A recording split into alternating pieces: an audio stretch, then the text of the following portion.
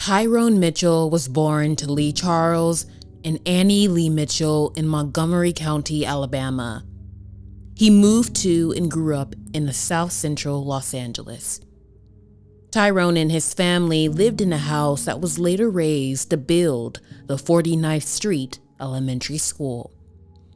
Tyrone and his family were members of the People's Temple led by Jim Jones. In 1977, Tyrone's parents and siblings followed Jones to the Temple's Jonestown settlement in Guyana, leaving Mitchell behind in Los Angeles. Eventually, Tyrone too would follow his family to Guyana. However, he was not present when both of his parents, 4 sisters, and brother perished in the mass murder-suicide that took place at Jonestown on November 18, 1978.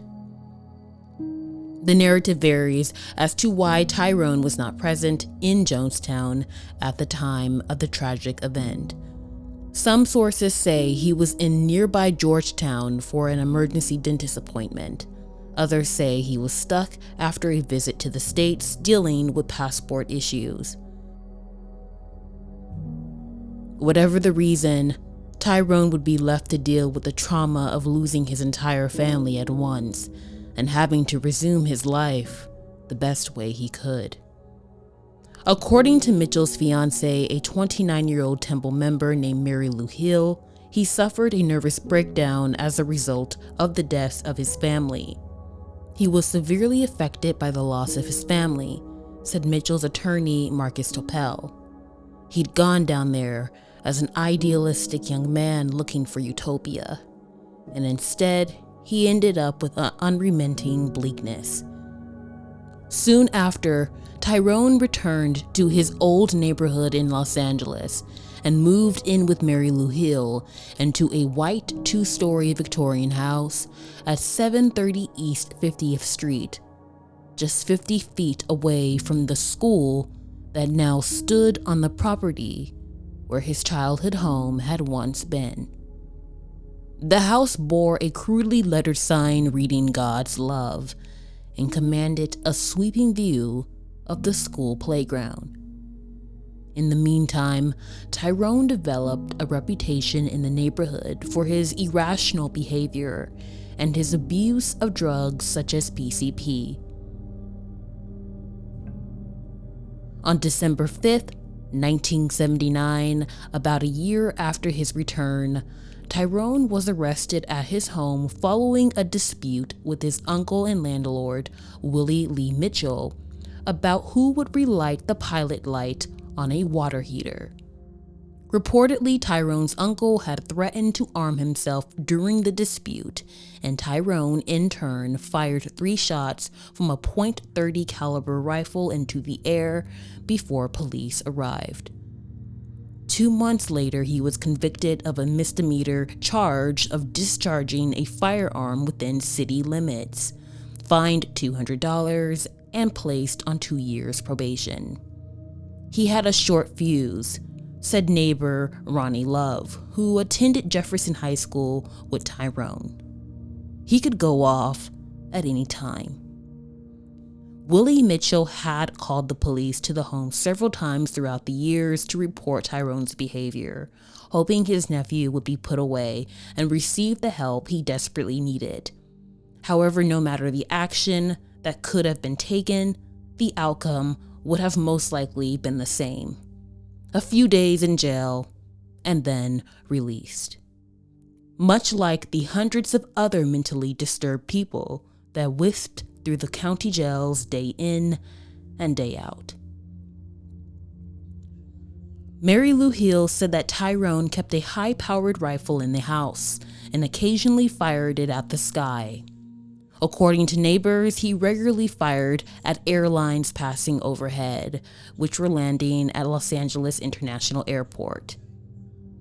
These incidents were not reported to police out of fear. Neighbor Bertha Cervantes, a mother of 4, never reported the shootings per instruction of her husband, who didn't want to be involved. However, after a few instances of shooting, the couple had relented and finally reported Mitchell anonymously. Tyrone was a student at California State University, Long Beach for several years, where he attended a variety of classes. He did not hold a job.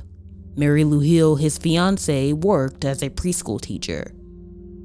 Tyrone wanted to marry Mary Lou right away, but she wanted to wait until their financial situation improved. Despite any disagreements between the couple, Mary Lou would arguably be Tyrone's biggest defender in spite of what was to come. He wasn't crazy, she would say later. He wasn't insane. He wasn't a killer.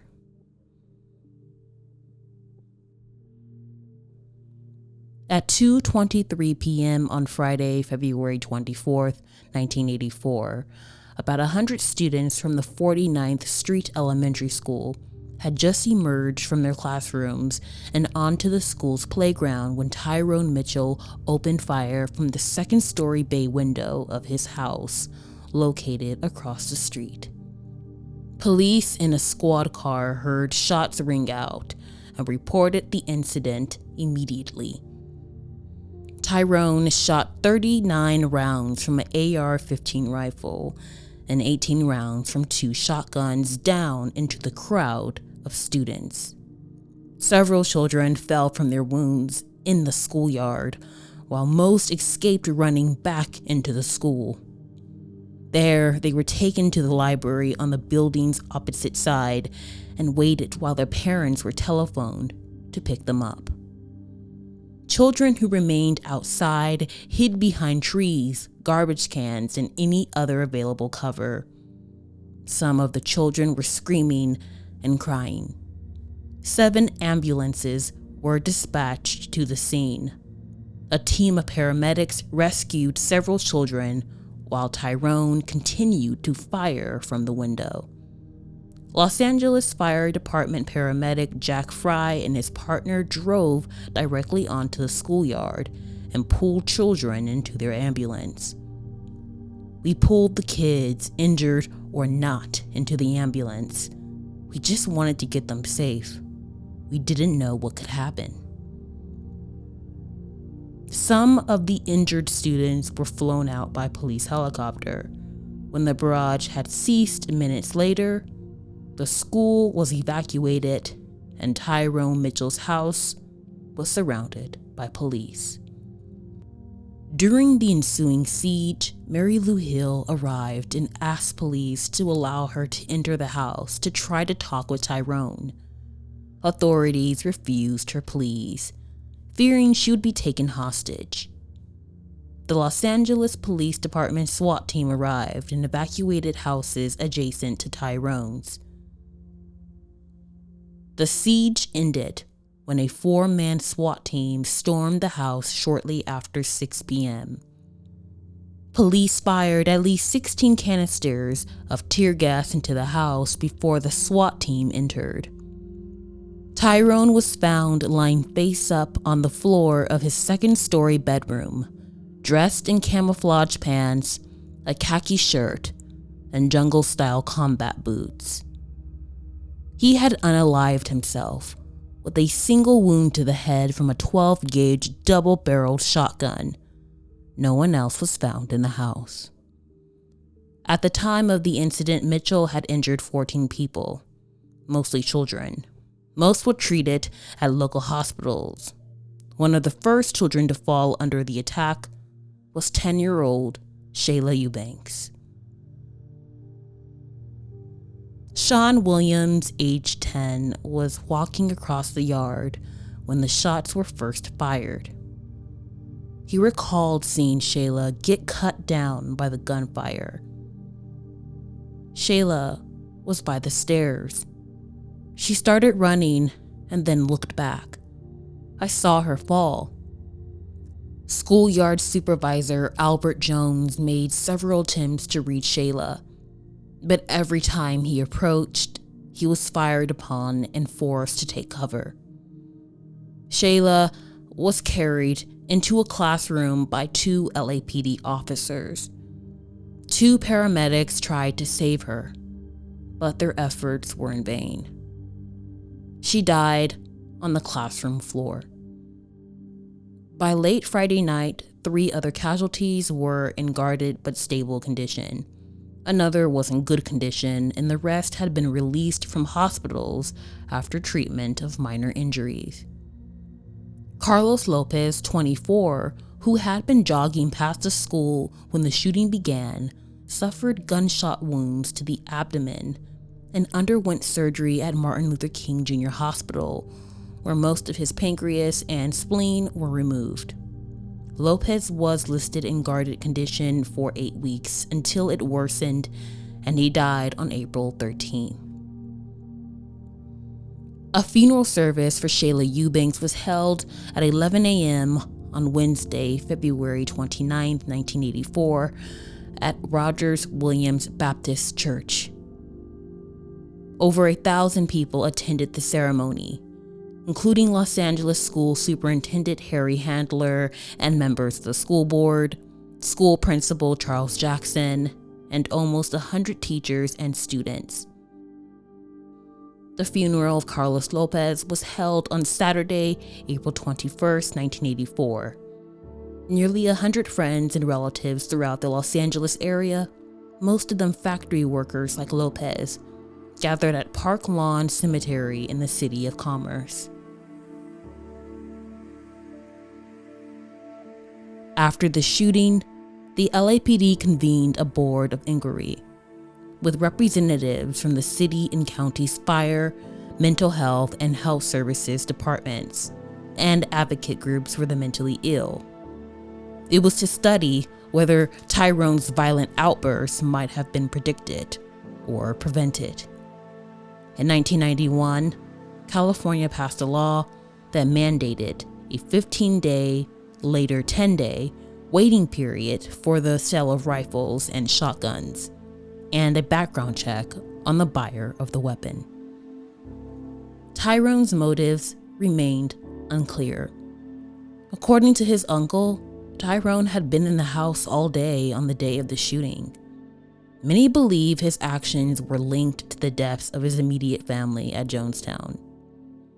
A toxicological study of Tyrone's body fluids post-mortem by the Los Angeles County coroner found no PCP or other illegal drugs, and only a small amount of alcohol.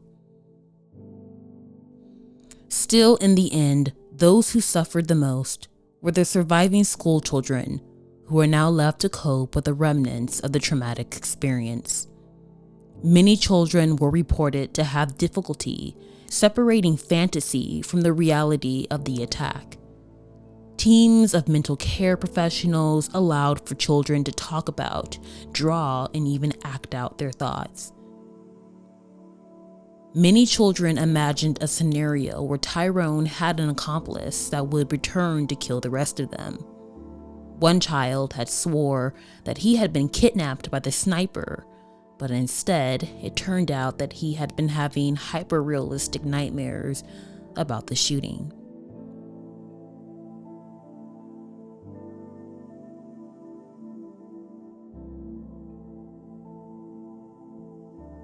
49th Elementary School is still open today, and eerily the house from which Tyrone Mitchell orchestrated the shooting still stands and looks almost the same as it did that fateful day. The lack of change serves as a grim reminder to the tragic event that unfolded here almost 4 decades ago. Next February will mark the 40th anniversary of the shooting. A shooting that many people in this city probably do not know about. If you want to understand today, you have to search yesterday. This is a quote by novelist Pearl S. Buck that speaks to a certain truth. Regrettably, the horrific events that took place that day 40 years ago still hold relevance in our society today. Although the path to a solution sometimes seems bleak, communities can educate themselves about the past and shed light on history to inform and educate the future. I hope that this video can be a step in such a direction.